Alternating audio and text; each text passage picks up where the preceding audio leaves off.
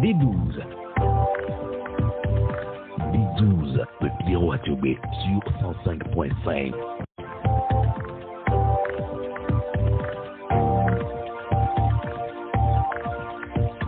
Mesdames, Messieurs, bonjour. Nous sommes le dimanche 19 avril 2026. Bienvenue au D12 Supirabide FM. Deux pays au menu, le Togo et le Bénin. Les deux voisins seraient des jumeaux. Du haut de la tribune de la dernière session de l'Assemblée nationale à Lomé, le président de l'Assemblée nationale du Bénin a eu ces mots. Nous sommes des jumeaux par l'histoire, nous sommes des jumeaux par la sociologie, nous sommes des jumeaux par la politique. Joseph Diogbenou a lui-même ouvert cette semaine à Cotonou la nouvelle session de la nouvelle représentation nationale.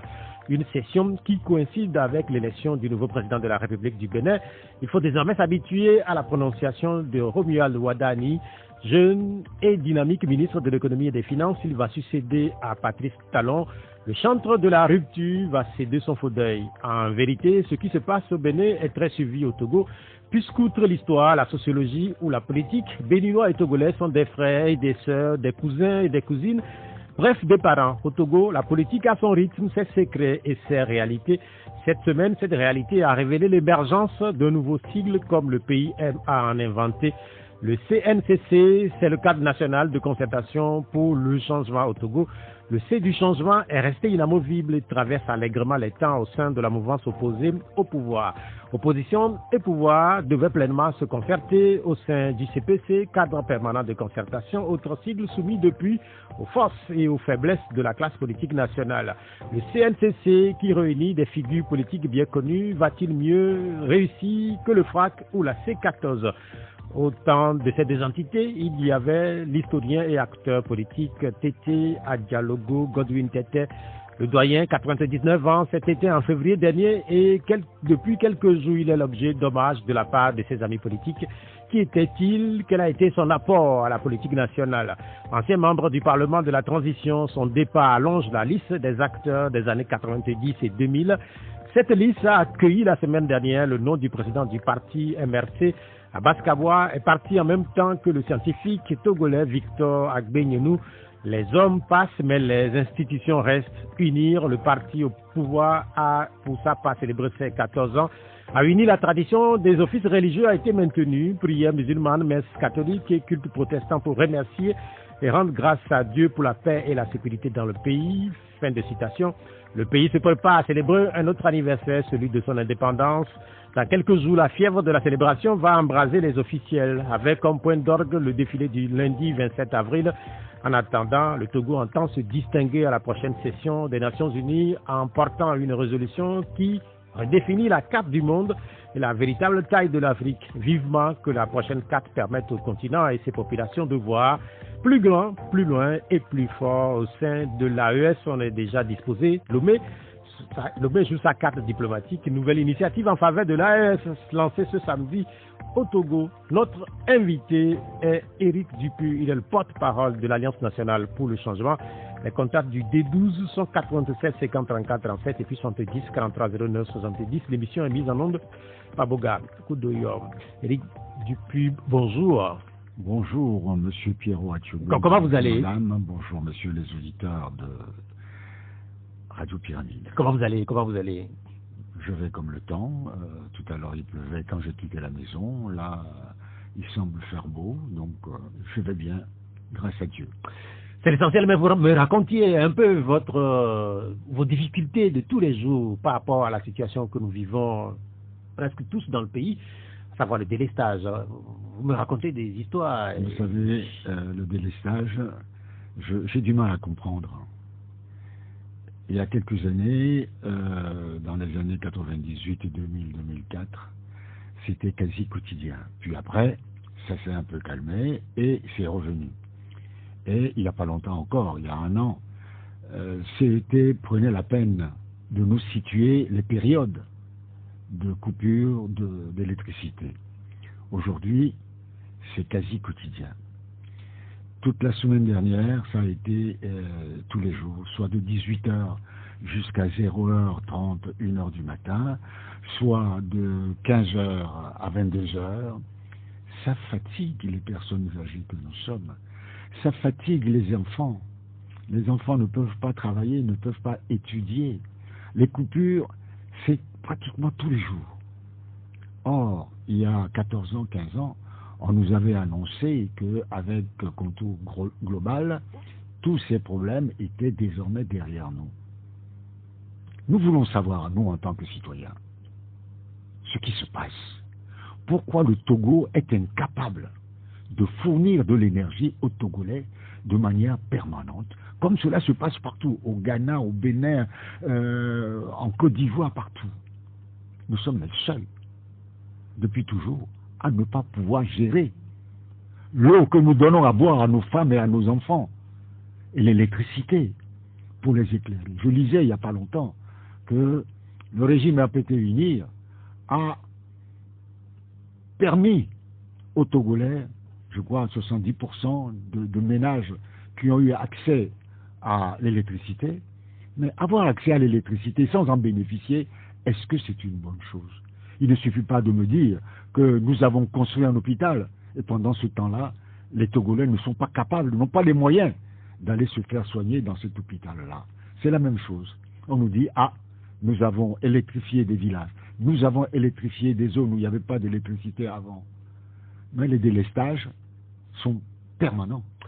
Oui, le mot délestage, en réalité, je m'amusais la dernière fois à dire si ceux qui ont inventé le mot ont encore souvenance que le mot existe et qu'il est toujours d'usage. Mais quand vous faites la comparaison avec le Ghana et la Côte d'Ivoire, et le Bénin et peut-être aussi le Nigeria, on a presque les mêmes situations dans ces pays. Et dans ces pays aussi, il y a des délestages. C'est vrai que ces pays sont plus grands que le Togo, mais il y a des délestages. Il y a des délestages, mais pas aussi endémiques qu'au Togo. C'est endémique aussi. Ici au Togo, c'est quasiment, depuis quelque temps, c'est quotidien. Comment voulez-vous que les étudiants puissent travailler? Comment voulez-vous que les élèves puissent travailler? Comment voulez-vous que les populations puissent se soigner? Au moins qu'on nous informe sur la situation. Est-ce que c'est une situation due à l'incapacité du pays de payer ses dettes? Est-ce que c'est des problèmes techniques? Qu'on nous l'explique. Nous sommes des citoyens. Nous payons la consommation de l'électricité. C'est notre bien. Pourquoi on nous en prive sans nous expliquer le pourquoi et le comment? Sans doute que la compagnie a des difficultés, mais vous, par exemple, vous avez passé beaucoup de temps en Europe, en France notamment. Racontez-nous comment ça se passe. Est-ce qu'il arrive, par exemple, dans un pays comme la France, qu'il y ait à un moment donné ce qu'on appelle le délestage, qu'on coupe le courant durant des heures dans un quartier donné? J'ai vécu une quarantaine d'années en France, je ne me souviens pas qu'il y ait eu une situation analogue. Il y avait eu une période où il y avait eu des pannes, des problèmes techniques, mais que pendant une semaine ou pendant un mois, tous les jours, on vous prive d'électricité, je ne me souviens pas que ça ait eu lieu. Et de toute manière, je pense que les syndicats, les populations, l'auraient jamais accepté. C'est parce que nous sommes un peu trop passifs. Dans d'autres pays, les populations seraient déjà dans la rue pour exiger une explication sur cette situation inacceptable pour un peuple. Quand vous parlez des autres pays, je rappelle que la même situation est vécue dans une certaine mesure par les Béninois, par les Ivoiriens. Vous dites bien dans une certaine mesure. Par les Ivoiriens aussi. Et puis, il y a une question qu'on peut se poser, puisque c'est devenu récurrent depuis des années. Vous avez même remonté les délestages à la fin des années 90, et depuis là, un peu partout en Afrique, et spécifiquement au Togo, on a l'impression qu'il n'y a pas véritablement de solution. Parce que c'est vrai, on parle des barrages hydroélectriques, on a parlé des centrales thermiques, on a parlé de certaines initiatives liées même à des centres photovoltaïques. Mais visiblement, c'est un peu comme s'il n'y a pas une solution durable. Vous citez la Côte d'Ivoire, vous citez le Ghana, qui ont eu quelques problèmes dans ce sens. Mais ils essayent de régler le problème. Au Togo, on a l'impression qu'il n'y a pas de volonté de régler le problème. On n'a pas de volonté. Depuis, ça fait quoi? Des années 90 jusqu'en 2026, on ne peut pas fournir de l'électricité aux populations togolaises. Il n'y a pas longtemps, il y a peut-être 3 semaines, un mois, j'ai lu dans les journaux qu'on était à la fin de nos souffrances. Ça a été annoncé. Eh ben non. Mais non. rien n'a été réglé. On continue. Toute la semaine dernière, on a eu des coupures. Aux obsèques de Godwin Tété, paix à son âme, on parlera de lui tout à l'heure. On est arrivé au culte. Mais vous nous racontez. La veillée, non, on arrive à la veillée, on était dans la cour, dans l'obscurité, pendant 1 heure.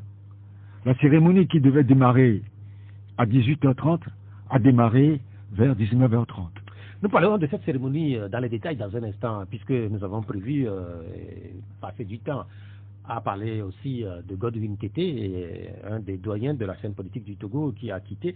Mais les pouvoirs publics ont des ambitions pour le Togo, puisque selon les chiffres officiels, par exemple, ils ont des objectifs pour que plus de Togolais aient accès à l'électricité d'ici la fin de l'année. Le pourcentage envisagé, c'est 80%. Avoir accès à l'électricité et sans avoir l'électricité, c'est une belle ambition. Je crois que M. Faure Gnassingbé a beaucoup d'ambition pour le Togo depuis 2005, mais on ne voit pas ces ambitions se réaliser. Je crains que ces ambitions ne soient destinées qu'à son entourage, à ses amis, à sa famille, et non pour le peuple togolais. Je crains.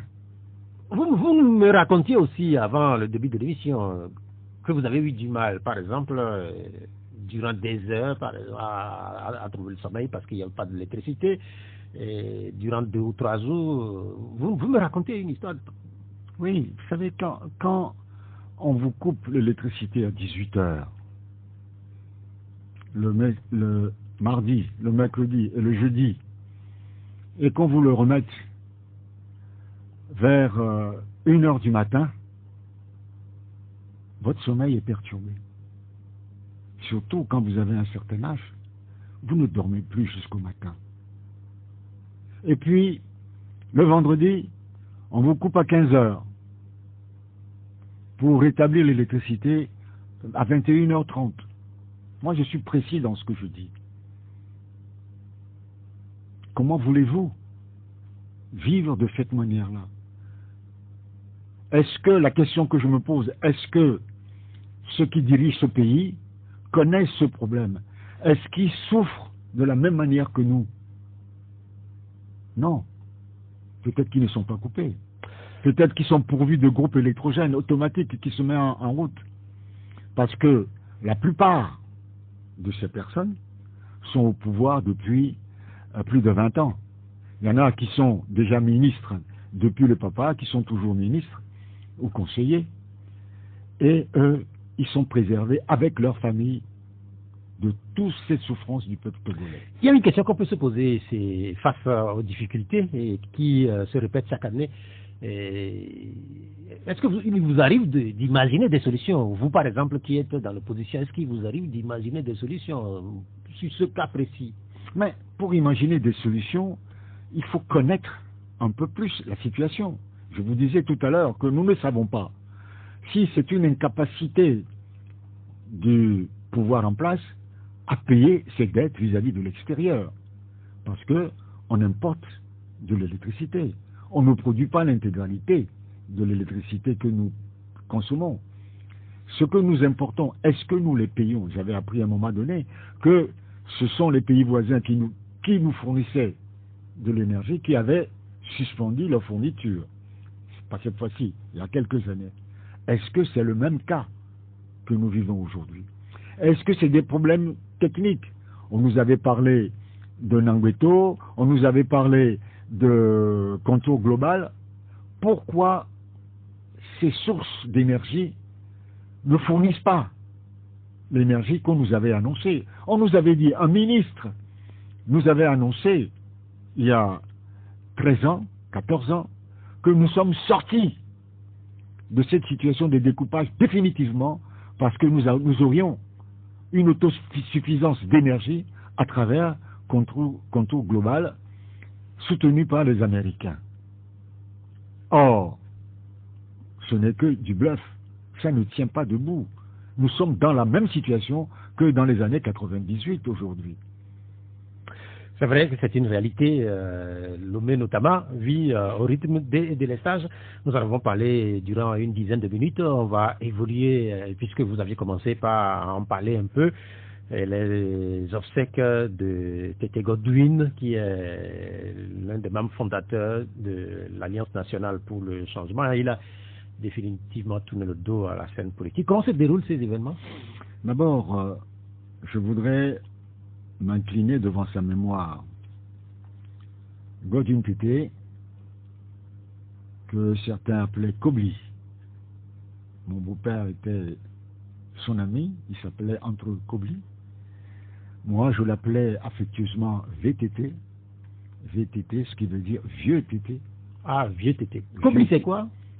Kobli, ça veut dire, c'est les étudiants africains à Paris qui s'appelaient Entre Kobli. Ça veut dire nègre. Ah, ok.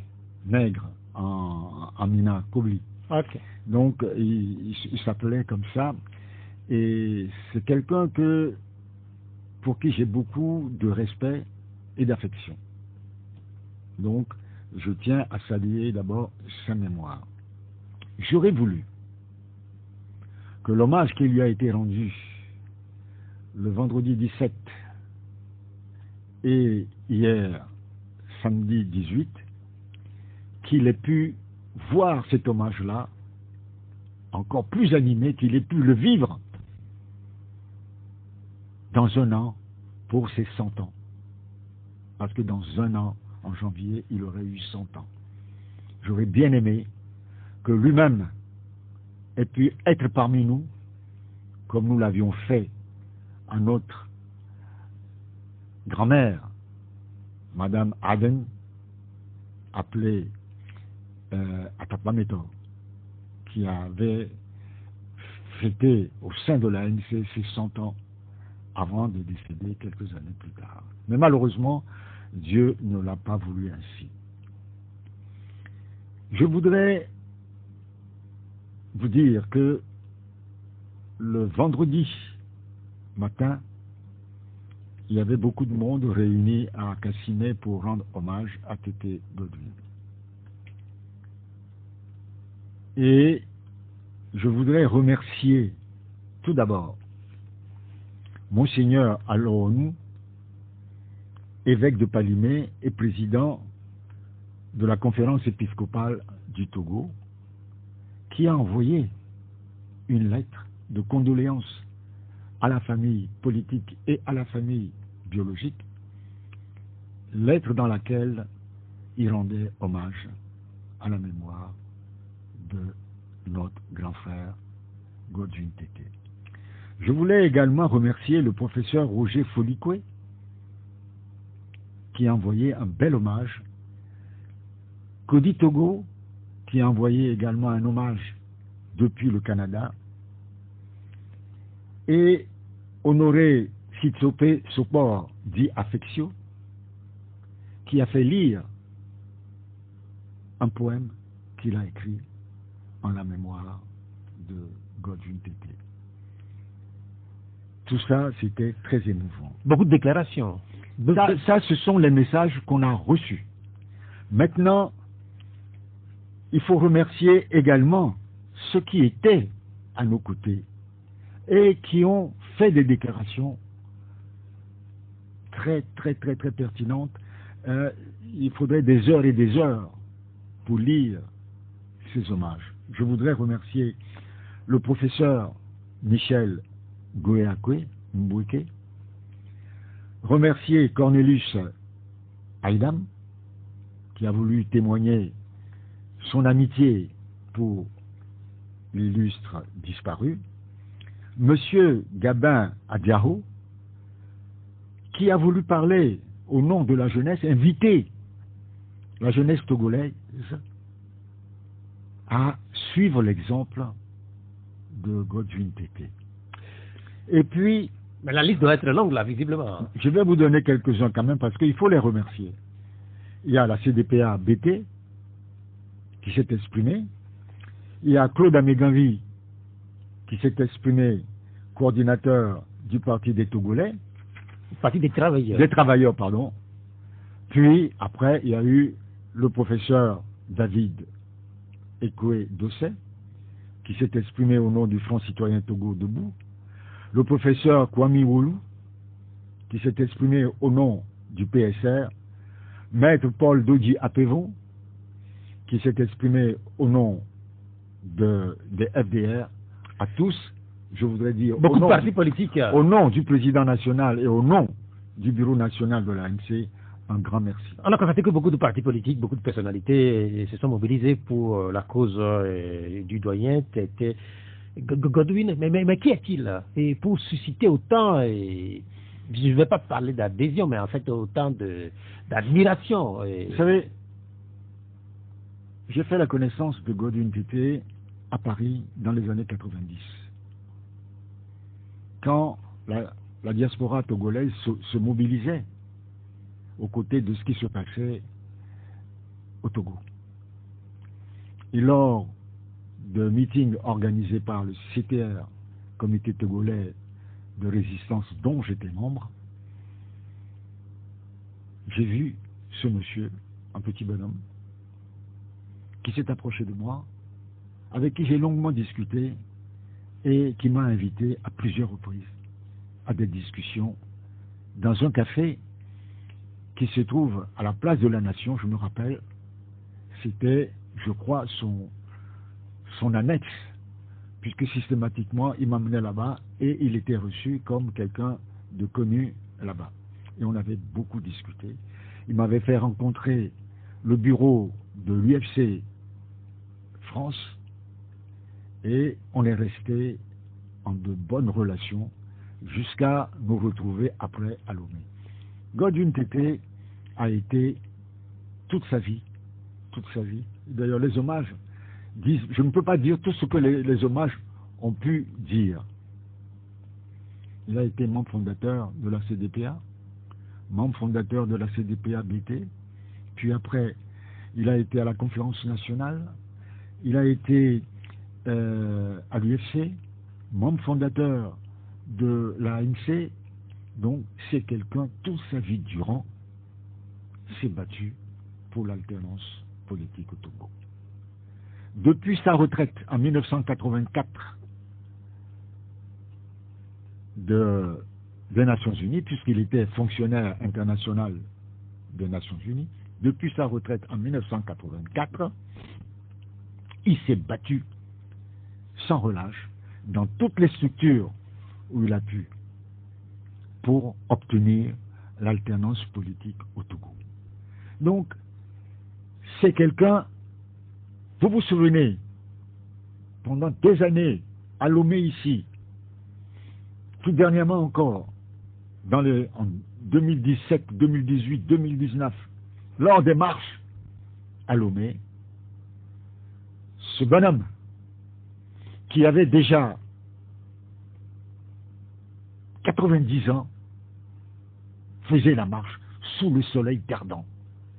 Parce que, jusqu'à la fin de sa vie, il a cru, et il est mort, persuadé que l'alternance politique sera réalité au Togo. Et je vais vous dire, à sa mort, le lendemain de sa mort, quand nous nous sommes rendus dans la famille nous a dit que cette dernière parole était adressée à Jean-Pi. C'est comme ça qu'il aimait appeler Jean-Pierre Farah. C'était quoi cette parole? Il a demandé, est-ce que vous avez des nouvelles de Jean-Pi? Comment il se porte, sa femme et ses enfants?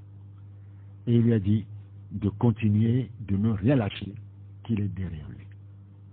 Vous nous avez parlé de lui en tant qu'acteur politique, CDPA-BT, CDPA, et lui est un des forces de changement, l'ANC, et puis on a dit, ou selon ce que je sais, il serait de formation, il a travaillé à l'international. Est-ce qu'il est économiste?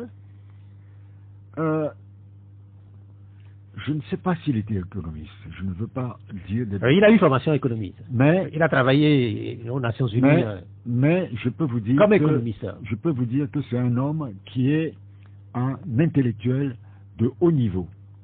Vous avez dit que c'est un petit bonhomme, c'est-à-dire qu'il a des tailles de taille, il est tout petit. Des tailles courtes. Mais c'est un grand homme. Oui, c'est ce qu'on ne comprend pas.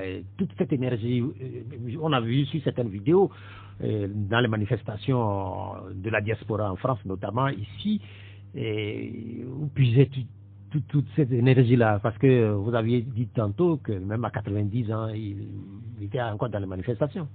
Mais cet homme, jusqu'au mois de décembre, c'est-à-dire il y a 4 mois à peine, il avait déjà 98 ans.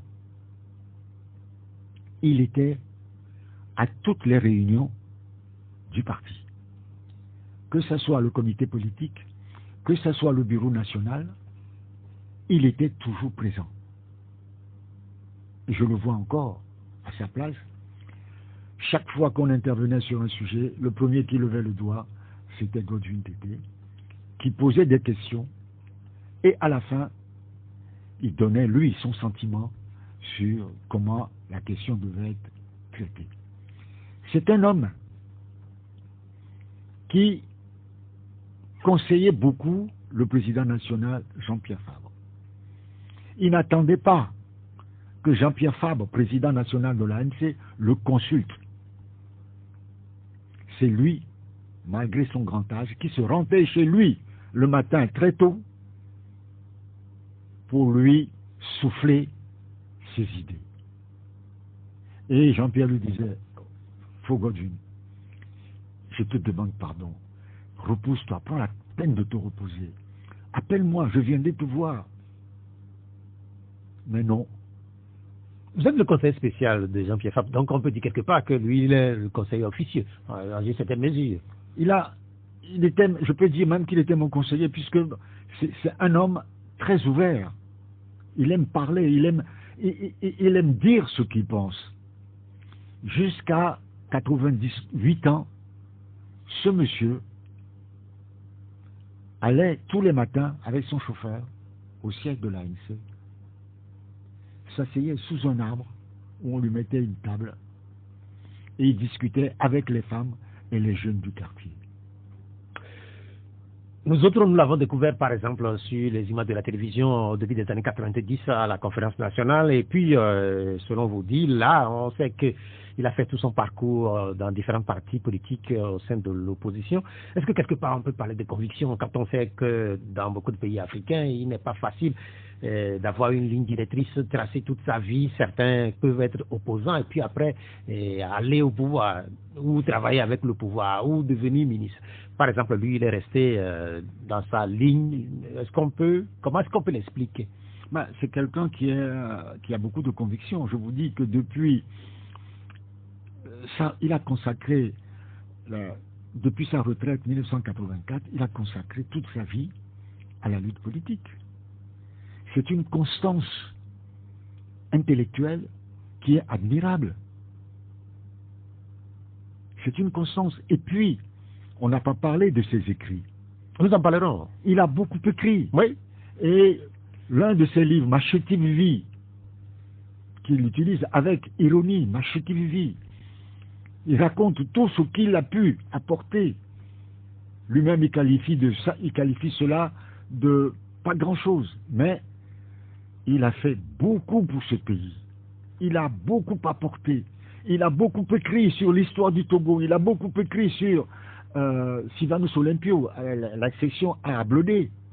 La palpitante quête de la Blodé. Parce que il est né en 1927. On a eu l'indépendance en 1958-60. Vous voyez quel âge il avait déjà. Donc c'est quelqu'un qui avait déjà participé, qui avait pris part à la lutte pour l'indépendance. Oui, il a vécu. Et toute sa vie, il a voulu œuvrer, il a voulu se battre pour que cette indépendance obtenue en 58-60, devienne enfin une réalité pour le peuple togolais. Vous pensez que, vous parlez de conviction, M. Atchoubé, vous pensez qu'un homme de 80 ans, 90 ans, puisse se lever, sillonner les rues, écrire des pamphlets régulièrement, faire des discours devant les jeunes, devant les femmes, sous le soleil, parce qu'il a besoin de manger, parce qu'il aurait besoin d'être ministre, parce qu'il aurait besoin d'être député? Que nenni? Non. Il avait la foi d'aider à transformer ce pays, la foi de faire en sorte que la Blodé devienne une réalité, la Blodé que nos pères fondateurs se sont battus pour avoir pour ce pays devienne une réalité, parce que cette Blodé-là, on nous l'a volée en 1963 et jusqu'à aujourd'hui nous sommes privés de notre liberté, de l'indépendance de notre pays. Vous parlez de la Blodé. C'est vrai que dans son livre Histoire du Togo, la palpitante quête de la Blodé, il a raconté le parcours, le processus qui a conduit à la proclamation de l'indépendance. Et puis il a écrit d'autres livres également. Mais curieusement, il n'est pas très connu comme d'autres acteurs. Il n'est pas connu comme un acteur de premier plan. Moi, je l'ai toujours connu comme un acteur de premier plan. Godwin Tété, bon, disons que peut-être qu'il est un peu discret. À sa retraite, il vivait entre Lomé et Paris. Et à un moment donné, dans les années 90, il était beaucoup plus régulier au Togo. Mais vous savez qu'il avait été arrêté à un moment donné en Côte d'Ivoire et Adema a voulu le faire interner à Lomé. Heureusement qu'on l'a renvoyé sur Paris et il est resté souvent à Paris. Puis après, avec l'amnistie, il revenait, mais il faisait 6 mois ici et 6 mois là-bas. C'est peut-être pour ça que au Togo même, on ne le connaît peut-être pas assez. Mais en Europe, Godwin Tété est très connu. Au sein de la diaspora togolaise alors? La diaspora, pour la diaspora togolaise, c'est le premier des Togolais. Voilà. Raison pour laquelle on a vu les éminentes personnalités qui sont venues, qui ont fait le déplacement pour venir saluer sa mémoire le vendredi dernier. Vous l'avez côtoyé, vous avez sans doute beaucoup échangé avec lui, notamment sur la question de la Blodé. Quelle lui, sa meilleure définition? Mais d'ailleurs, lui-même, il disait à Blodé Goro, à Blodé global, la Blodé pour lui, c'est la liberté. C'est la liberté. En éveil, ça veut dire la liberté. Vous savez, je vais vous faire une petite confidence. Ma mère, celle qui m'a mis au monde, sa mère est Eve, du Ghana à Goromé. Et son nom de famille, c'est Ablodepe. Ça veut dire la maison de la liberté. Si ma mère vivait aujourd'hui, elle aurait 101 ans. À Blodepé, c'est ma famille maternelle. Ma mère, sa mère, est née de la famille à Blodepé à Agodemé. Donc, à Blodé, ça veut dire liberté. Et pour Godwin Tété, qui est anglo, qui revendique son appartenance au peuple anglo, aimait à dire Ablodé Gongo, Ablodé Nogo, le vrai Ablodé, l'indépendance. Et c'est pour ça que je vous disais tout à l'heure que toute sa vie durant, il a espéré œuvrer pour redonner au peuple togolais cet Ablodé dont on l'a privé en 1963 par l'assassinat de Sylvanus Olympio. Quand on parle d'Ablodé, c'est clair que dans une semaine, les Togolais célébreront à nouveau Ablodé. Nous serons le 25, 26, 27 déjà, 27 avril, le lundi de la semaine prochaine. On sait que l'Ulysse disparu cet été en étant militant de l'ANC. Quel est l'héritage qu'il a laissé? Je pense que c'était dans le discours de Jean-Pierre Fabre vendredi. Un homme d'une grande intelligence, une grande humilité, raison d'ailleurs pour laquelle il n'a jamais été au premier plan, il n'a pas voulu peut-être, et une grande générosité. Je vous disais qu'il aimait partager son repas avec les femmes et les jeunes dehors, dans la rue, face au siège de l'ANC. Et son repas, comme il aimait dire lui-même, tous les jours, c'est à pain appuyé. La pâte. La pâte. À 90 ans passés. C'était ça. Et je vais vous donner aussi, citer un exemple.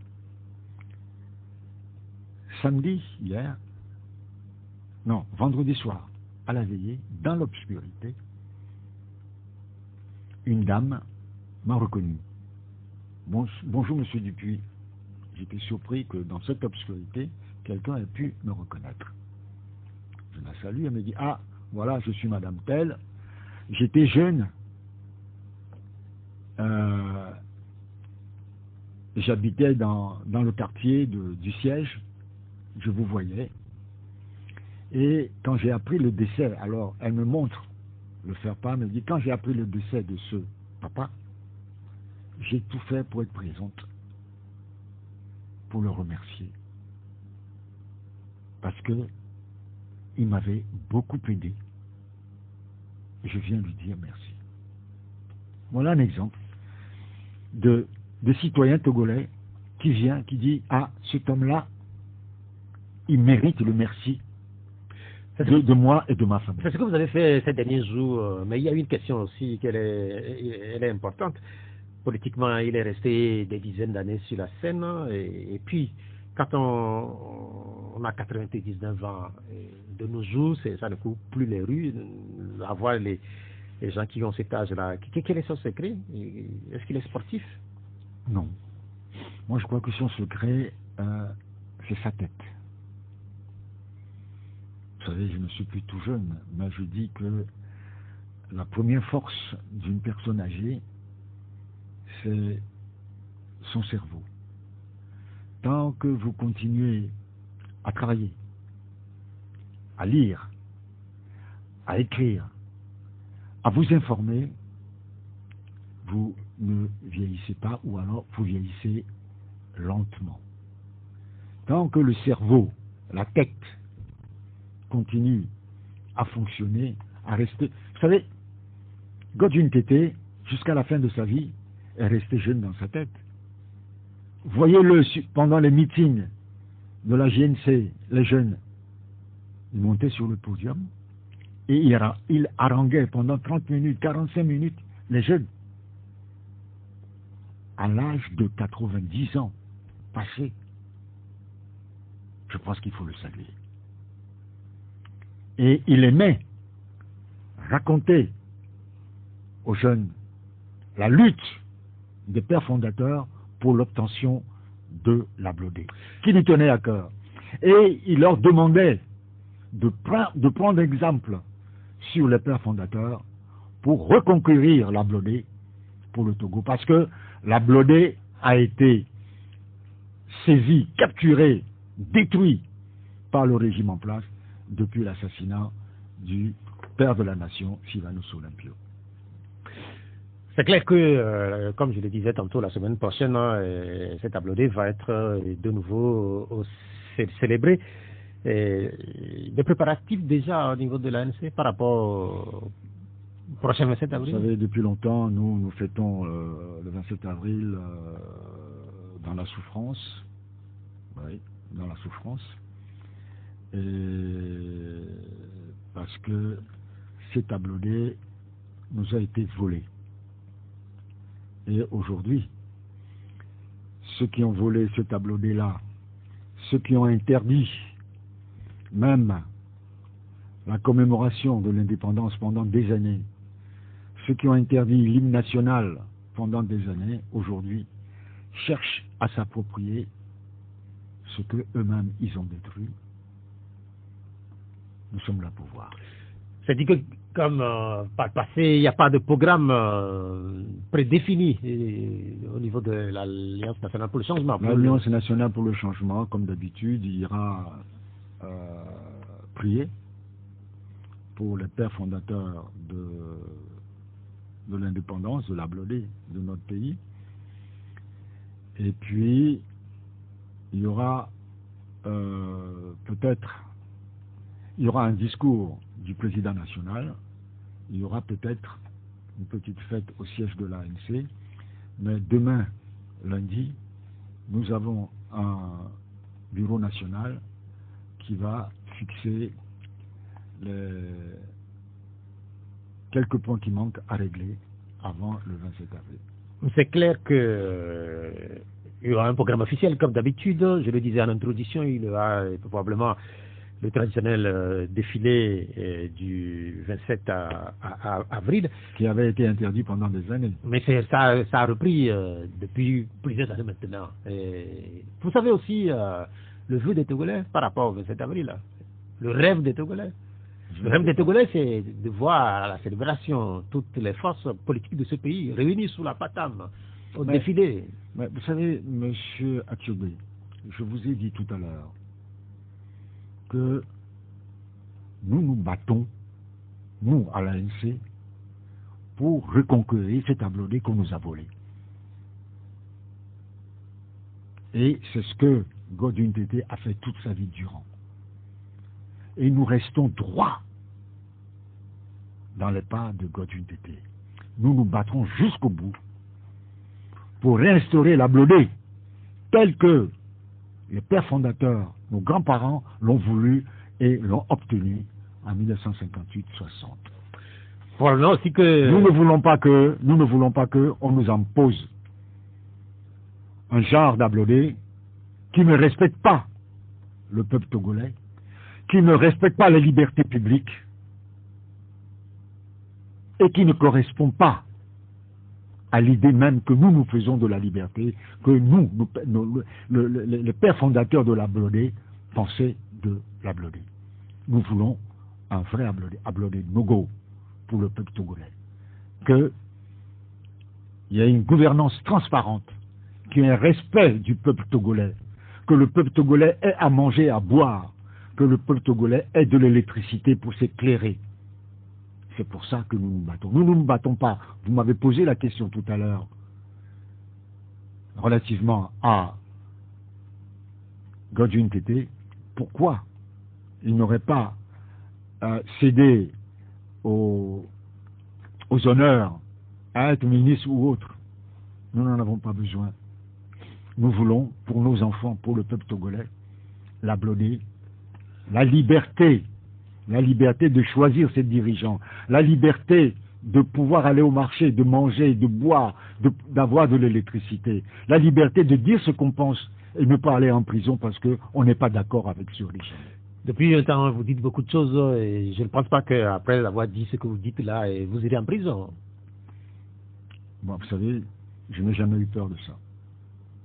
Puisque ça fait des années que vous dites tout ce que vous pensez de la gouvernance actuelle. Vous savez, tout à l'heure, j'ai cité Monsieur Affectio. Il a été en prison pour quelques verres. Mais pas vous. Dans quelques instants, les auditeurs auront la possibilité de participer à l'émission. Et nous avions commencé par parler du délestage et puis après de Godwin Tété, qui est l'un des grands militants de l'Alliance nationale pour le changement. Il est objet d'hommage depuis quelques jours de la part de ses amis politiques. Nous parlerons dans un instant du cadre national de concertation pour le changement au Togo qui a été lancé cette semaine, et puis aussi de l'élection présidentielle au Bénin, puisque les Togolais regardent beaucoup ce qui se passe du côté de Cotonou. Mais avant que les auditeurs ne commencent par intervenir dans l'émission, une ou deux anecdotes racontées par exemple par Godwin Tété, des indiscrétions. Il vous a dit quelque chose que vous voudrez bien partager avec nous? Non, Vous savez, avec le grand frère, on a eu tellement de discussions, tellement de choses à nous dire. Et je vais tout simplement vous faire sourire. Et lui-même, il a écrit à plusieurs reprises. Quand il parle de ceux qui font de la politique, mais qui nous voient vers le régime pour avoir un poste, et il qualifiait cela avec humour de lanconisme. Lancon, aller chercher de la viande. Et il se moquait de ces gens en appelant ça du lanconisme. Et même dans ses écrits, de temps en temps, il mettait ça en guillemets et il parlait du lanconisme. Bien, merci. Notre invité, c'est Éric Dupuis, porte-parole de l'Alliance nationale pour le changement. Il est aussi le conseiller spécial du président de ce parti politique. Et nous avons deux numéros, comme d'habitude, 70 43 09 70 et puis 87 50 34 37 pour les commentaires et questions à notre invité qui est là. Le premier auditeur est en ligne déjà. Allô, bonjour. Oui, bonjour. Bonjour, Pelé, comment vous allez? Très bien. Pelé, on vous écoute. Bonjour, monsieur Pelé. Bonjour. Je vous salue. Bonjour. Parce que d'abord, je dois rendre aussi hommage à notre doyen, Godwin Tété. Parce que il a fait ce qu'il a pu faire. Et comment ce que je voudrais dire ici, il faut interpeller le régime RPT Unir, tout spécifiquement le PT, pour qu'il distingue entre le gouvernement et son parti. C'est-à-dire, par rapport à ce doyen d'âge et son savoir-faire, tout ce qu'il a fait, c'est-à-dire sa connaissance, il faut que le PC distingue. Le gouvernement, c'est pour le pays. Le parti politique, c'est son parti politique. Ce genre de choses, et ce genre de personnes, je pense qu'au moins, il faut qu'il y ait un petit apport du gouvernement, un geste symbolique, pour dire que à ces gens-là disparaissent, il faut aussi leur dire quelque chose. Parce que ce doyen d'âge, c'est nous. En fait, on a du mal à vous écouter distinctement, mais on a noté quand même que vous vouliez un geste de la part des autorités en faveur de Godwin Tété. Maintenant, la deuxième partie de la question, si vous en avez rapidement. Oui, par rapport, bon, je vais dire aussi que vous avez parlé dans l'introduction de 14 ans de son remplace venir. Oui, et nous, on le symbolise clairement que ils sont en train de faire depuis 1969 que le RPT est créé, 43 ans, RPT est disparu, dissoudre, fusion, transformer, unir. Nous avons l'habitude de dire qu'il y a toujours le RPT unir. J'aimerais que notre invité nous explique un peu. Si on ne peut pas dire que dissolution, fusion c'est mélanger, qu'est-ce qu'on est en train de mélanger? Je pense que le RPT demeure. Parce qu'on est en train de voir le même système en place qui fonctionne, qui fait la même chose. Ce que le RPT a fait, c'est unir en train de faire quelque chose. Pelé, on a noté. Maintenant, vous allez, pour peut-être le prochain passage, si vous en avez envie, vous changez de position pour voir si votre communication sera beaucoup plus claire. Allô? Alors, bonjour. Bonjour, Basile. Oui. Bonjour, monsieur Basile. Oui. Je salue M. Éric. Bonjour, monsieur Basile. Oui. Il a énuméré beaucoup de choses. De côté, je pense que c'est vrai. Et je suis parfaitement d'accord avec lui. Sauf que je ne suis pas sûr que les approches, les méthodes qu'il faut pour faire face à ça, donc ça n'engage que moi. Je ne vois pas ces méthodes-là auprès d'eux, des acteurs politiques. Et tout ça là, je veux demander, est-ce qu'ils pensent on sera là d'ici quelques 2, 3 ou 4 années comme ça, celui qui peine, il y a au moins 59 ans, et il viendra encore mettre son élection en jeu. Et on nous dira que c'est l'élection qui fait accéder au pouvoir. Et on y va. Mais nous tous on connaît de quelle élection il s'agit. Quand on dit qu'on va s'unir pour lui dire non, on ne peut pas le faire comme ça chaque 5 ans ou bien chaque 6 ans. Vous dites que non, on n'a qu'à aller comme ça. Jusqu'à quand on va comme ça, on va comme ça, on va comme ça. Monsieur Éric Dupuis, vous-même, conscient que vous pensez que ça peut nous amener quelque part? Voilà.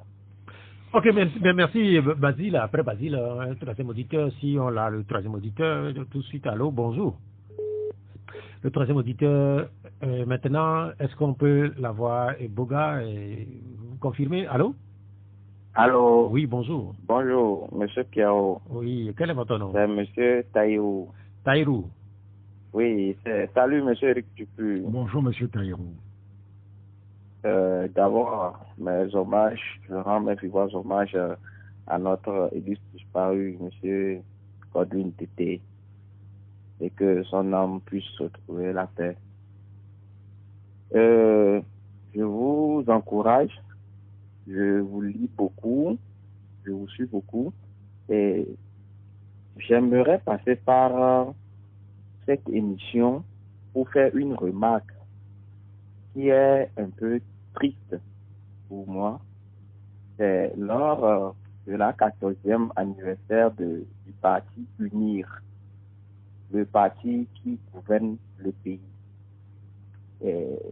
J'ai vu lors d'une de leurs cérémonies où il y avait les corps habillés, les officiers, ceux-là qui sont censés être républicains, qui vont participer à un événement d'un parti dans un pays, alors que l'armée doit être exclusivement républicaine. Ça m'a beaucoup intrigué et ça me fait poser, ça me donne des réponses aux questions que je me pose en tant que citoyen et en tant que parti. Si mes idées sont différentes de celles de UNIR, alors je serai confronté à cette armée-là qui est républicaine, qui devrait être républicaine. Donc, il faut que nos forces de l'ordre changent de comportement et qu'ils soient républicaines. C'est la première chose.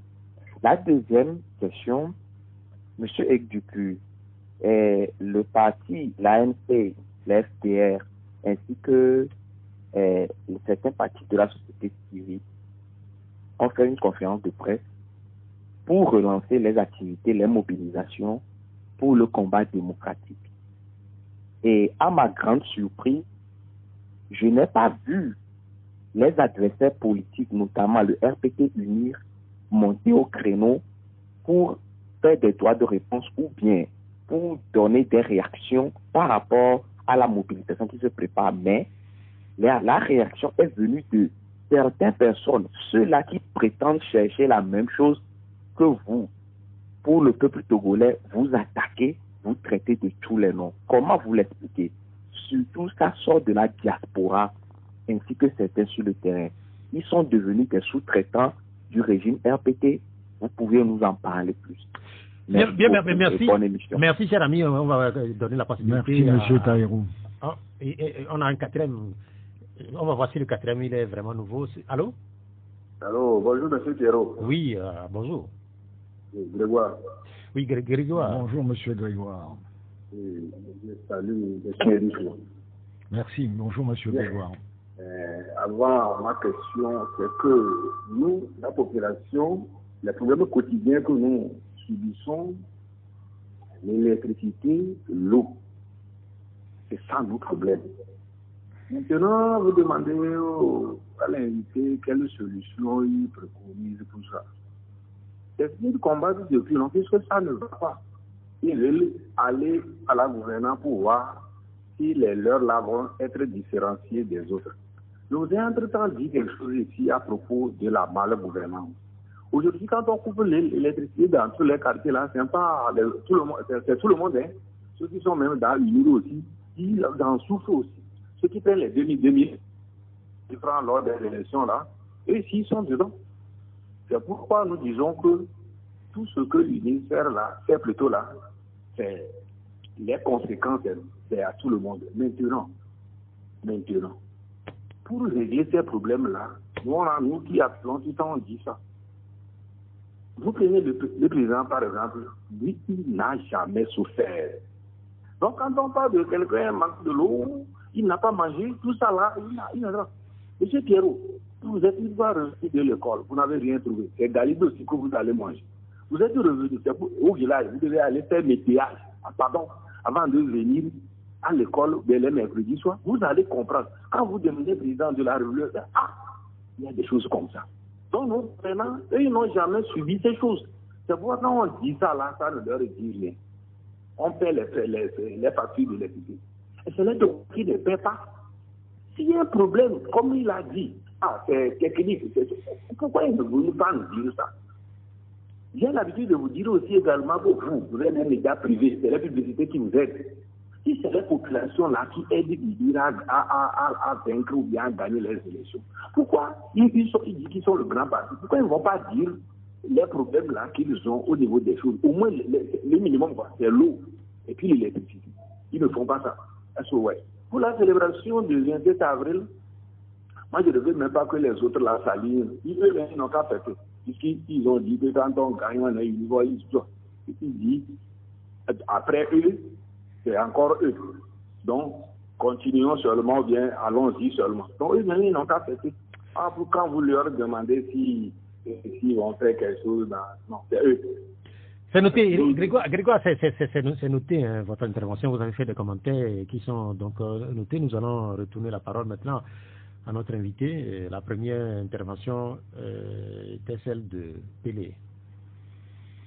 C'est Pelé qui a eu la première intervention. Il demandait si, vu le mérite de Godwin Tété, ce qu'il a pu apporter à la scène politique nationale, et que si ce n'aurait pas été intéressant que le gouvernement puisse lui faire un geste, je ne sais pas sous quelle forme, dans le cadre de la disparition de ce compatriote. Bon, je remercie M. Pelé pour son intervention. Vous savez, cette question n'est pas posée à moi, mais plutôt à un responsable du régime RPT-UNIR.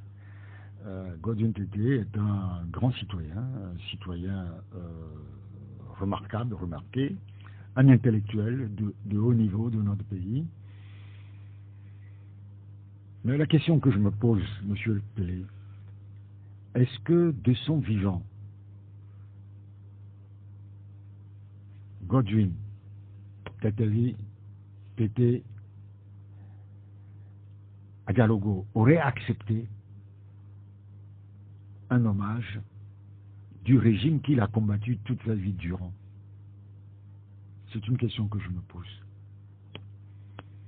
Mais si le gouvernement en place, si le régime RPT-UNIR avait un minimum de respect pour le peuple togolais, il se serait exprimé sur cet illustre Togolais qui s'est battu toute sa vie durant pour la liberté, l'indépendance de son pays. Deuxième partie de la question, oui, on sait que chez vous, entre UNIR et le RPT, vous ne faites pas de différence, c'est ce que dit aussi Pelé. Il veut que vous commentiez, puisque vous avez plusieurs reprises répété RPT-UNIR, RPT-UNIR. On sait que le RPT n'existe plus, que c'est UNIR qui est là, mais la question de Pelé, il confond les deux entités. Non, on ne confond pas deux entités. Quand vous prenez tous ceux qui sont aujourd'hui à la tête de ce régime, ils sont issus du RPT. Vous savez, j'ai entendu dire qu'ils ont fêté les 14 ans de UNIR. Non, non. On a refondu RPT pour une nouvelle dénomination. Mais c'est les mêmes personnes, c'est les mêmes politiques. C'est la même chose. depuis les années 67. Voilà, c'est la même chose. C'est les mêmes personnes. Le père fondateur, parce qu'on aime dire ça aujourd'hui, le père fondateur de l'UNIR, c'est Nassibé Adema, Étienne de son petit nom. C'est tout. Il n'y a rien de nouveau. C'est son fils qui est là depuis 20 et quelques années. Ce sont ses anciens ministres qui entourent, pour la plupart, Faure Gnassingbé aujourd'hui. Ce sont les mêmes personnes. Ce sont les mêmes familles. Donc, il n'y a pas grand chose, il n'y a pas grand changement. Il n'y a rien, c'est la même politique. La question de Basile, les élections au Togo. Oui. Pas des élections au Togo que vous connaissez les conditions dans lesquelles ces élections sont souvent organisées, mais qu'à chaque élection, les partis politiques, notamment le vôtre, vous êtes candidat. Mais aujourd'hui, on ne peut pas parler d'élections. Bon, on est allé aux élections en 2024 pour les législatives. On a vu les résultats, on a vu ce qui s'est passé. C'est vrai. Mais quand on a un parti politique, on doit se battre pour obtenir les meilleures conditions pour les élections. Parce qu'en politique, vous ne pouvez pas dire « je ne vais pas aux élections » et attendre qu'il y ait des réformes. Sauf si vous avez les moyens coercitifs pour obliger le régime à changer de façon de faire. Si vous n'avez pas ces moyens-là, vous devez vous battre dans les urnes.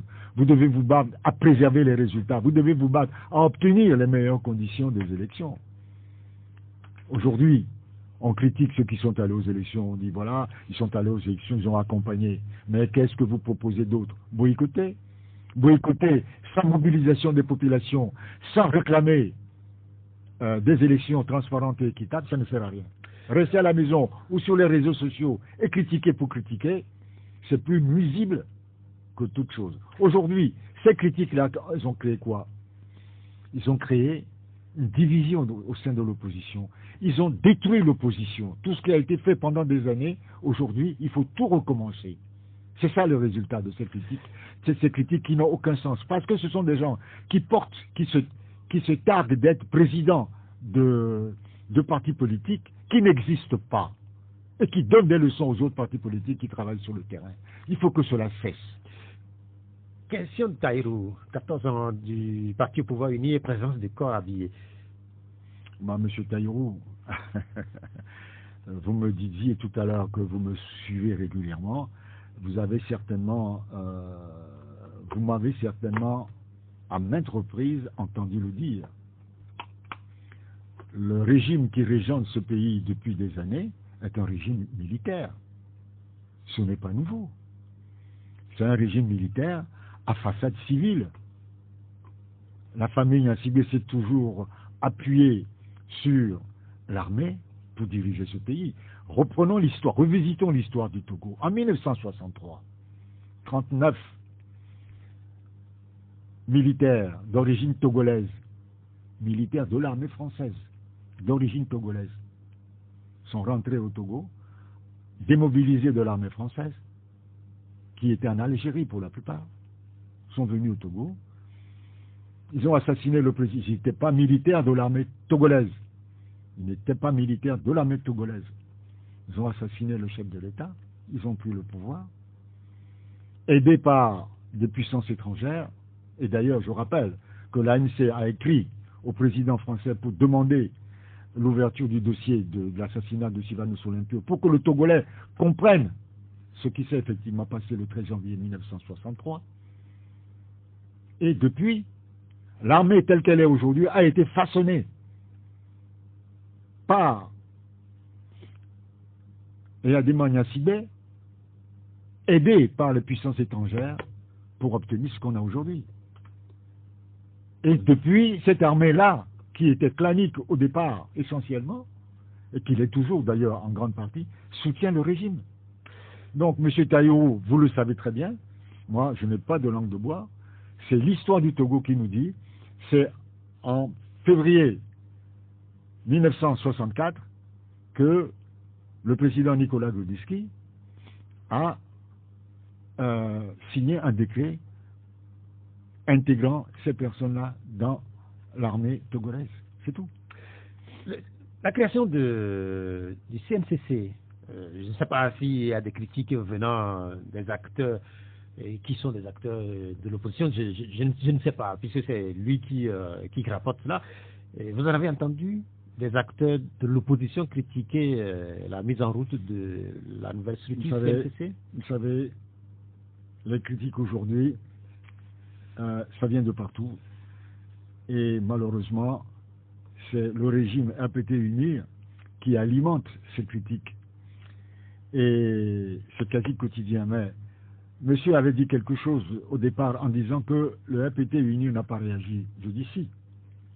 Le APT-UNIR a réagi à travers République of Togo. Il faut de temps en temps jeter un coup d'œil sur ce qu'ils écrivent. Parce que République of Togo, est-ce que c'est UNIR? Ah, c'est présenté comme l'organe du parti, du gouvernement. Ils se réclament de l'organe du gouvernement. Et leurs propos, leurs analyses, c'est 100% UNIR. Je suis désolé.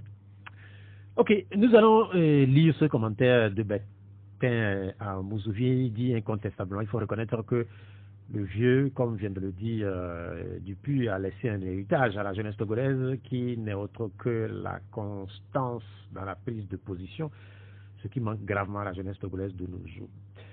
Voilà. Nous allons retourner au téléphone. Allô, bonjour. Allô. Allô. Oui, bonjour. Bonjour, Monsieur Pierrot. Oui, comment vous allez, Abdel? Je me porte bien. Ok, on vous écoute.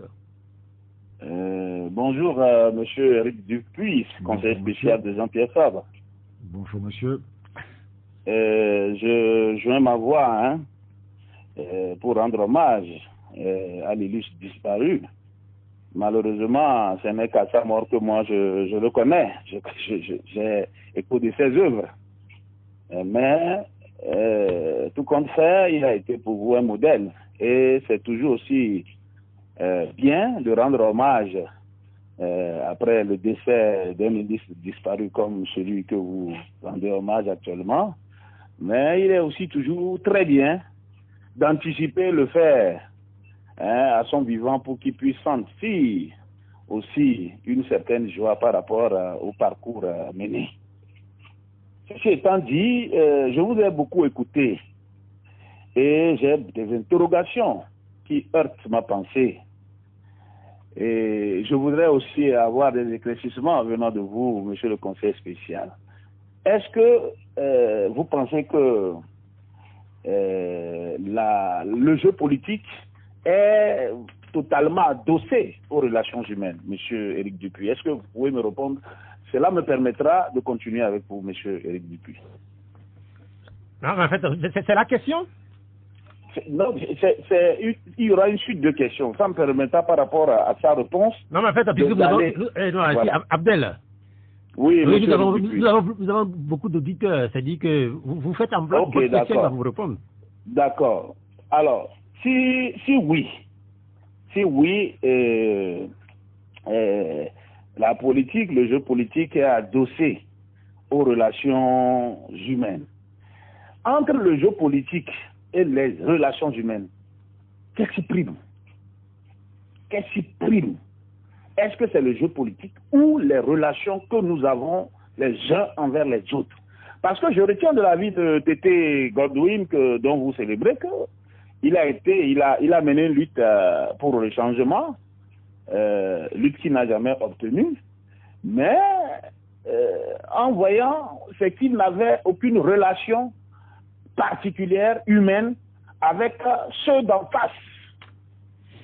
C'est ça qui me fond un peu le cœur quand j'y pense. Si il faut que la politique puisse nous diviser jusqu'à ce niveau, est-ce que le président burkinabé Traoré n'a pas raison de dissoudre tous les partis politiques? C'est des interrogations que je me pose. Est-ce qu'il faut en arriver aussi à un jour au Togo à dissoudre tous les partis politiques? Si ça continue ainsi. C'est noté, Abdel. Si c'est ça la question, c'est noté. Il aura le temps de vous répondre. On va retourner au téléphone pour notre auditeur. Allô, bonjour. Oui, c'est Pelé qui revient. Oui, Pelé, on vous écoute. Vous vous êtes déplacé un peu, là? Oui, ça va, non? Ok.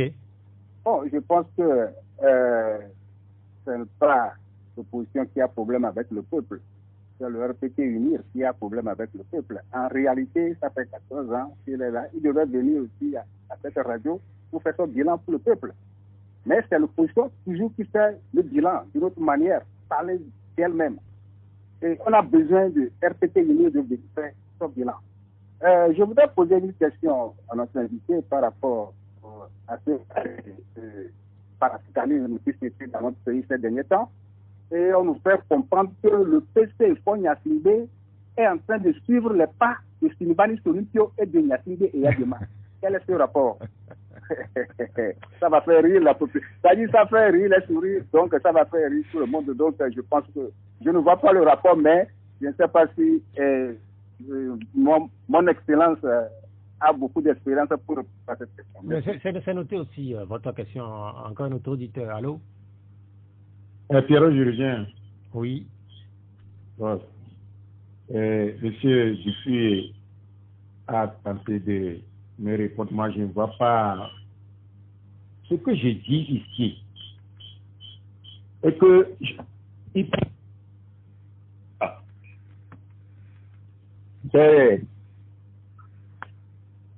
c'est comme ça, on va faire ça aller jusqu'à temps. Oui, mais Basile, oui. Mais il vous a répondu. Oui. Non, il n'a pas répondu que c'est des critiques, disons, acerbes que nous menons et ça a permis de dire, de faire ça, de faire quoi. Non, c'est pas ce que nous disons. C'est pas ça que nous disons. Pourquoi on n'a pas de moyens pour dire qu'on ne va pas aller aux élections? Mais créer quand même un rapport de force par votre regroupement ensemble. C'est-à-dire que tous ceux qui ne sont pas d'accord avec ce régime n'ont qu'à se regrouper. Mais ça, c'est ce qu'on dit, rapport de force. Mais quand on dit, vous dites que vous n'avez pas besoin du nombre, mais c'est pour faire quoi? Bon, le nombre réduit dont vous parlez, c'est pour faire quoi? Ok, c'est noté. S'il vous plaît, Basile, c'est noté. Il va prendre la parole pour répondre justement en partant de la question de Basile. Mais je ne comprends pas, monsieur Basile. Tout à l'heure, il y a quelqu'un qui disait, je ne sais même pas si c'est pas monsieur Basile qui le disait, que quand vous avez fait votre conférence de presse mettant en place le CNCC, vous n'avez pas été critiqué par le régime RPT, mais par certains partis dits de l'opposition. C'est Taïrou qui a dit ça. Je vous ai posé la question de savoir si vous en avez entendu. Et je vous ai dit que je ne veux pas rentrer, mais que je voulais signaler tout simplement que le RPT Uni en a parlé. Quand on est prompt à critiquer systématiquement certains membres de l'opposition, quand on passe des journées à insulter Jean-Pierre Fabre, à mentir sur le compte de M. Jean-Pierre Fabre, je vois difficilement comment on peut travailler ensemble. Raison pour laquelle la charte que nous avons signée au sein du cadre de concertation pour le changement, cadre national de concertation pour le changement, CNCC, nous avons été bien précis. La confiance, l'honnêteté entre nous. Tant que nous ne pourrons pas avoir cette confiance, cette honnêteté, il est difficile d'aller au combat ensemble. Chez nous, on dit Nemila Yahwa, Midola Dou, Zo. Les mêmes douzo, il matin Yahwa, l'autre Dou. Ça veut dire que il faut qu'il y ait un serment de sincérité, de confiance entre vous pour pouvoir vous battre ensemble. Vous savez, tout dernièrement, il y a sur les réseaux sociaux un débat où on attaque Jean-Pierre Fabre et Paul Dodi Apévon pour avoir perçu des indemnités de députés depuis 2024. Tout simplement parce que dans le rapport de l'exécution budgétaire de 2024, on aurait dit qu'il y a eu 113 députés qui auraient été payés. Au lieu que nous nous posions la question, à savoir, qui sont ceux qui ont effectivement perçu indûment ces deux émoluments, on s'attaque à ceux qui, clairement devant les populations, ont dit nous ne prenons pas part à cette assemblée, nous ne participerons pas aux travaux de cette assemblée, nous ne siégerons pas.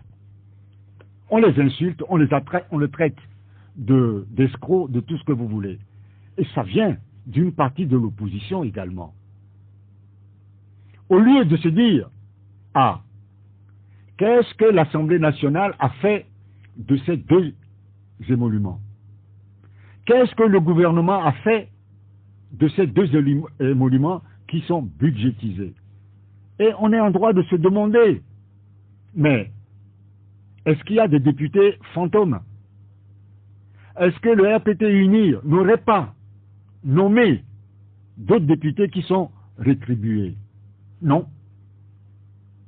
On insulte, on attaque, on traite de tout le nom deux personnalités. Il y a eu des questions aussi. Et puis c'est aussi légitime de poser la question de savoir s'ils ont pris ou pas. Mais Maître Paul Apévon a répondu. Oui, à partir de ce moment-là, retournez vers le gouvernement, retournez vers le ministre des Finances, retournez vers le Trésor public pour savoir effectivement à qui vous avez versé cette somme. Donc pour des broutilles.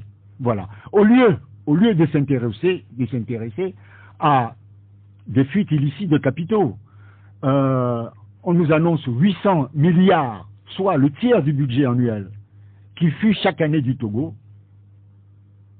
Et rappelez-vous,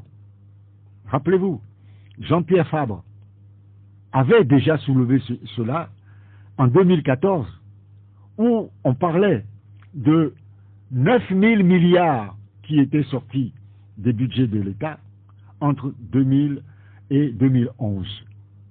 Donc, c'est toujours la même chose. Ça n'intéresse pas. On veut noircir tout simplement l'opposition. On veut noircir l'opposition, c'est parce que ça va répondre à une autre question qui va venir. On veut noircir tout simplement l'opposition parce que celle-là, c'est celle que le RPT UNIR reconnaît comme celle qui veut changer les choses au Togo. C'est-à-dire l'ANC on a compris.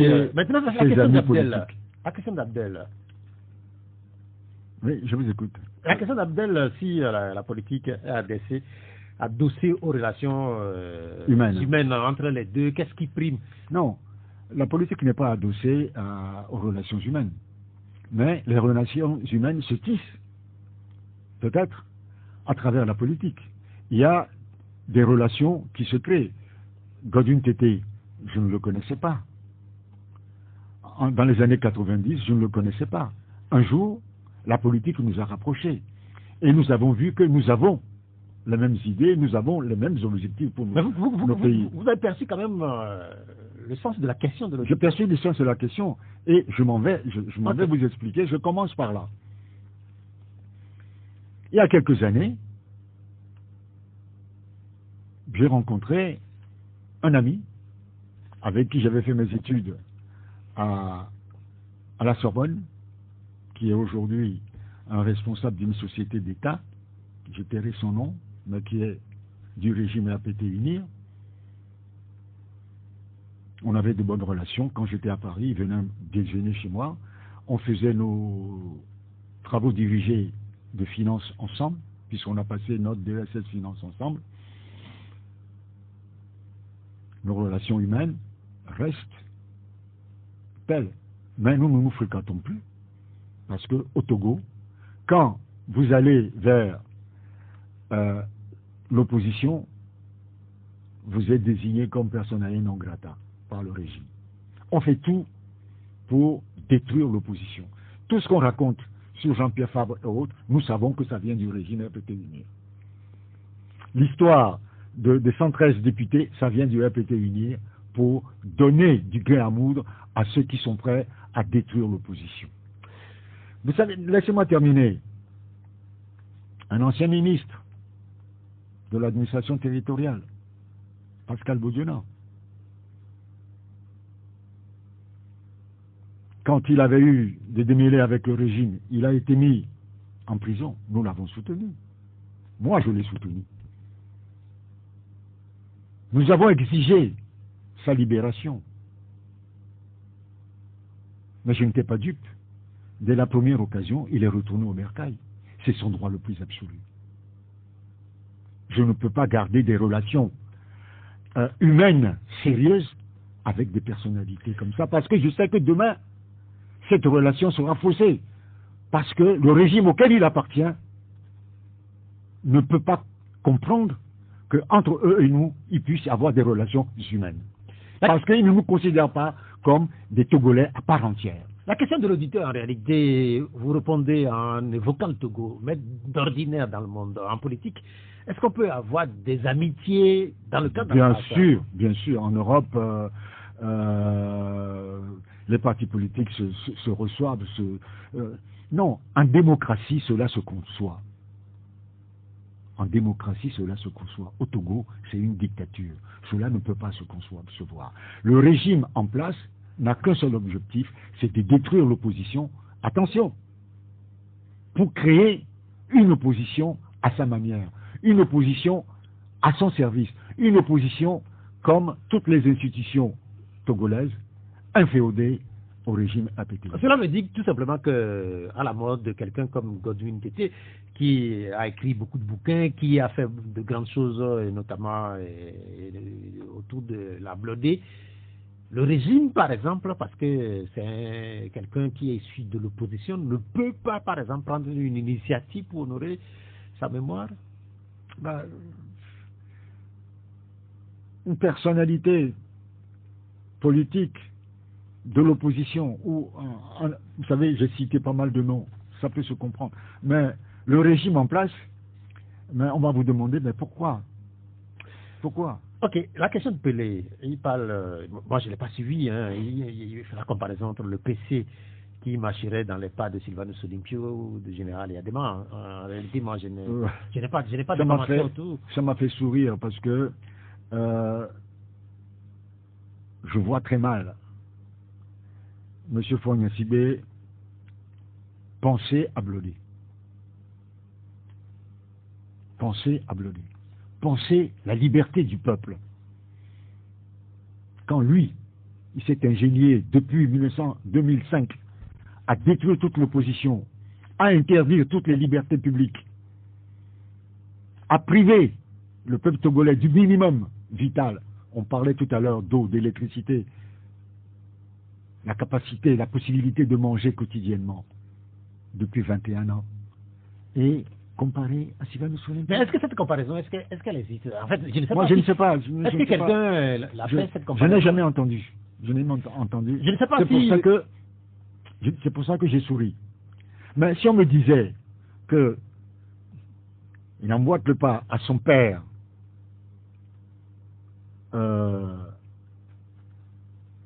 et à des morts, Nassibé, je dirais pourquoi pas.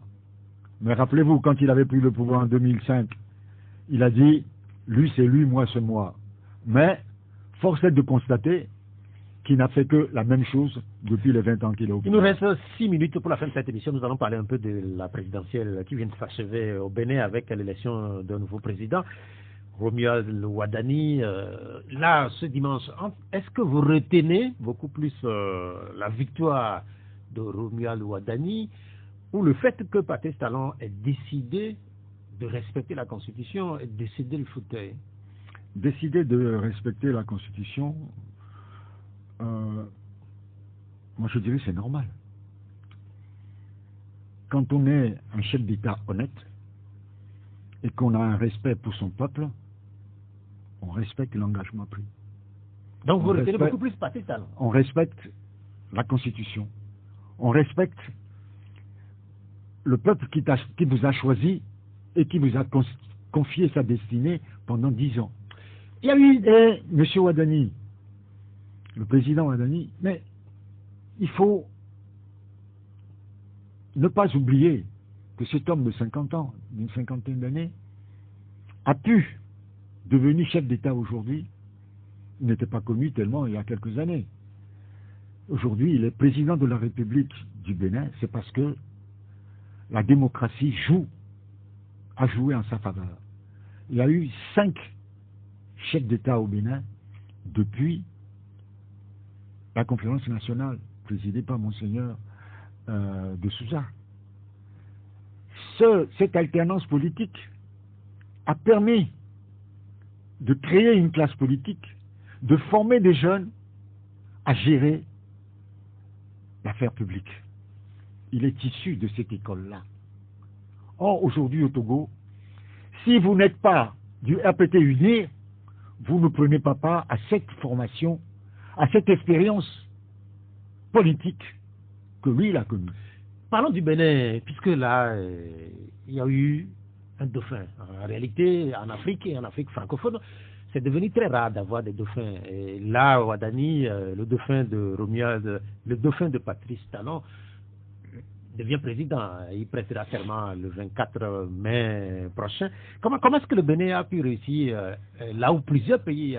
Moi, ce n'est pas le problème de dauphin qui me préoccupe.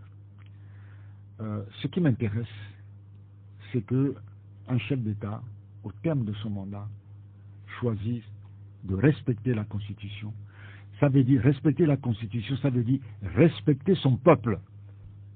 C'est ça la vérité. Respecter la Constitution, c'est respecter son peuple. Moi, je respecte le peuple qui m'a fait cet honneur de me faire président pendant 2 mandats. Le mandat est terminé, je me retire. Que lui, il ait eu de l'affection à son ministre des Finances, qui l'a poussé à prendre la place, c'est le jeu. Vous savez, dans le monde entier, chaque chef d'État, dans son parti politique, prépare toujours un dauphin. Et quand il y a des élections transparentes, équitables, comme ça se passe dans certains pays, le dauphin est peut-être élu ou n'est pas élu. Et la lutte continue et le chemin continue. On a vu Mitterrand, après on a vu Chirac, ainsi de suite. C'est comme ça, c'est la liberté, c'est la démocratie. Donc, que ce soit le dauphin, ce n'est pas ça. Je dis que le président Ouadani est issu de cette école favorisée par l'alternance politique. Or, cette école favorisée par l'alternance politique n'existe pas au Togo et ne peut pas permettre à un citoyen togolais qui n'est pas issu du RPT UNIR de prétendre... Il y a le président de l'Assemblée nationale du Bénin qui était de passage à Lomé la semaine passée a fait une comparaison entre le Togo et le Bénin en parlant des 2 pays comme étant des jumeaux au plan sociologique, historique et politique. Est-ce que vous partagez la position de maître Joseph Diogbenou? C'est un discours diplomatique. Tout simplement. Parce que l'Assemblée nationale du Togo n'a rien à voir avec l'Assemblée nationale du Bénin. L'Assemblée nationale du Bénin, c'est une assemblée pluraliste. Ici, c'est une assemblée monolithique. Voilà. Au Bénin aussi, on parle d'assemblée monocolore. Les 2 partis politiques sont d'une même mouvance. Mais les choses se sont passées autrement au Bénin qu'ici. Ici, c'est un hold-up électoral. Là-bas, c'est un accord avec... Au Bénin aussi, les opposants parlent de hold-up électoral. C'est parce que peut-être on n'est pas au Bénin. Les choses se passent autrement au Bénin. Il suffit de voir le bon que le Bénin a fait sur le plan économique, sur le plan social en 10 ans par rapport à ce que M. Fogna Sibé a fait en plus de 20 ans au Togo. Au Togo, vous allez à Cotonou, vous comparez Lomé à Cotonou, c'est le jour et la nuit. Voilà. Je voudrais vous remercier d'être venu. C'est moi qui vous remercie, monsieur Athiobé. Merci donc à Eric Dupuis, conseiller spécial du président Jean-Pierre Fabre, président de l'Alliance nationale pour le changement. Il est également porte-parole de ce parti politique. L'émission, elle s'achève. Merci à Boga Koudeur pour la mise en onde technique. Je suis Pierrot Athiobé. Bonne suite de programme sur Pyramide FM. Au revoir.